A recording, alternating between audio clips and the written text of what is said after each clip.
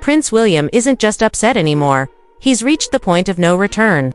The calm, measured heir to the throne has reportedly drawn a final line, and Harry and Meghan, according to insiders, now stand firmly on the wrong side of it.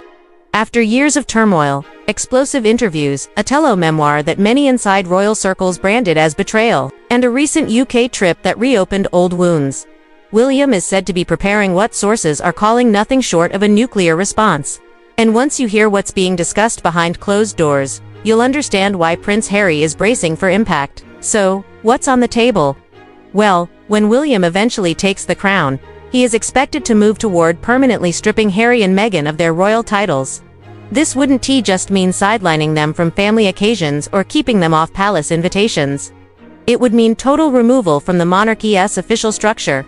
No more Duke and Duchess of Sussex, no His Royal Highness, completely erased from the formal royal system.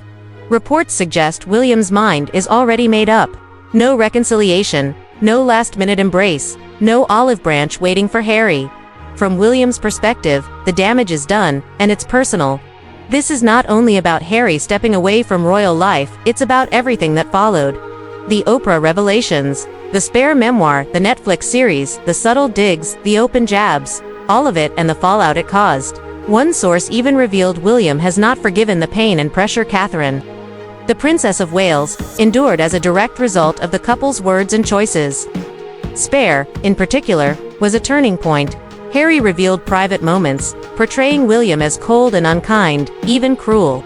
William, reportedly blindsided, saw this as a betrayal he cannot simply forgive. And then came Harry's recent UK visit, which, far from healing, may have deepened the divide. While headlines painted it as a touching reunion with King Charles, many royal experts weren't convinced. They pointed to conveniently timed paparazzi photos of Harry entering and leaving the palace. A coincidence?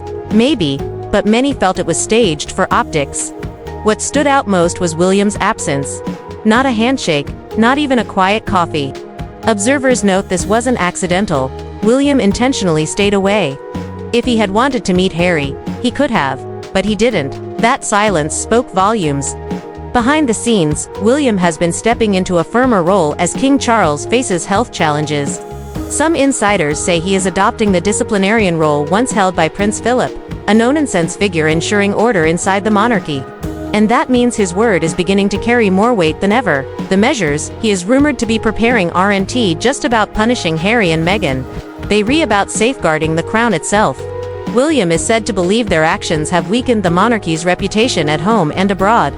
Their interviews and projects often painted the family as cold or even racist, leaving William and Catherine to shoulder the backlash in silence. Protecting the monarchy's reputation, experts say, has now become William's top priority. And if that means cutting off his brother and sister-in-law, he is prepared to do it. That's why the word nuclear is not just dramatic, it's accurate. When William takes the throne, he won't just be inheriting a title. He'll be inheriting years of scandal, division, and narrative battles. Insiders claim he's determined to start fresh. And that means Harry and Meghan could be the first to go. William's silence, often seen as passive, may actually be strategic. Where Harry speaks openly, William holds back. Insiders now describe him as cold steel. Not emotional, not shouting, but utterly focused.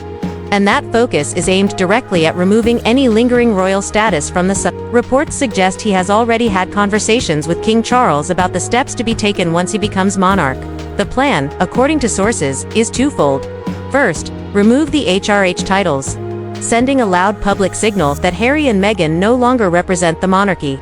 And second, something even more severe, exploring the option of removing the dukedom of Sussex altogether. That would strip them not just of style, but of the very peerage that links them to the institution. If pursued, it wouldn't just be symbolic. It would be official, legal, permanent. So, what triggered this decisive stance? For many royal watchers, the breaking point was Harry's memoir. Spare wasn't just a book. It broke the family's code of silence, painting William as violent and portraying the family as heartless. For William, this wasn't merely airing dirty laundry. It was betrayal in print, and that wound hasn't healed. Add to this the Oprah interview, where Harry and Meghan suggested a senior royal questioned their son's skin color. The claim caused a global storm, labeling the family as racist. Crucially, the couple allowed that narrative to spiral, unchecked for months. Only much later did Harry attempt to reframe it as unconscious bias. By then, the damage was done. William, forced into the public eye to defend the monarchy, reportedly felt cornered and furious. He issued a rare statement to deny the allegations, but the sting of that moment lingers. Harry's latest trip back to Britain only reinforced William's frustration. With cameras rolling and coverage wall-to-wall, the visit looked less like a private family moment and more like a staged media event. William, according to insiders, wasn't interested in pretending. He refused to meet Harry, believing no real trust could be rebuilt through orchestrated headlines. For William, this has moved beyond personal feelings.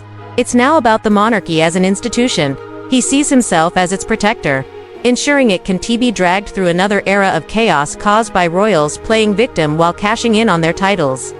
To him, Harry's dual role, private citizen one day, royal insider the next, is unsustainable. Demanding privacy while simultaneously releasing documentaries and books strikes William as deeply hypocritical. Insiders describe William as more decisive than ever. He is reportedly surrounding himself with a trusted inner circle who understand that the modern battlefield isn't fought with armies but with public perception and media control. And William, for the first time, appears ready to reclaim that control. Senior royal roles have already been quietly redistributed, with the spotlight shifting firmly onto William, Catherine, and their children. It's a streamlined, forward-facing monarchy, one in which Harry and Meghan are clearly absent. Some commentators say William is modeling himself after his grandfather, Prince Philip. Tough, duty-bound, unflinching. The idea of stripping titles and dukedoms isn't about revenge. It's about asserting authority, drawing boundaries, and restoring the monarchy's image. Public opinion, too, seems to be turning. Once, Harry and Meghan enjoyed broad sympathy, but repeated interviews, contradictions, and high-profile projects have left many in Britain feeling weary. By contrast, William's measured, steady presence has elevated him in the public eye as the reliable one. The royal who stayed, who carried on, who shouldered the burden without complaint. Now, as the monarchy faces a defining moment, the question is how far William is prepared to go. Will he limit his actions to removing titles? Or is this the start of a full reset? A monarchy rebranded for a new generation, slimmed down, free from scandal, rooted in tradition, yet modern in presentation. What is certain is that William doesn't simply want to be the man who takes the throne. He wants to be remembered as the man who safeguarded it, and if that means cutting ties with his own brother to protect the crown's future. Insiders say he has already accepted that reality.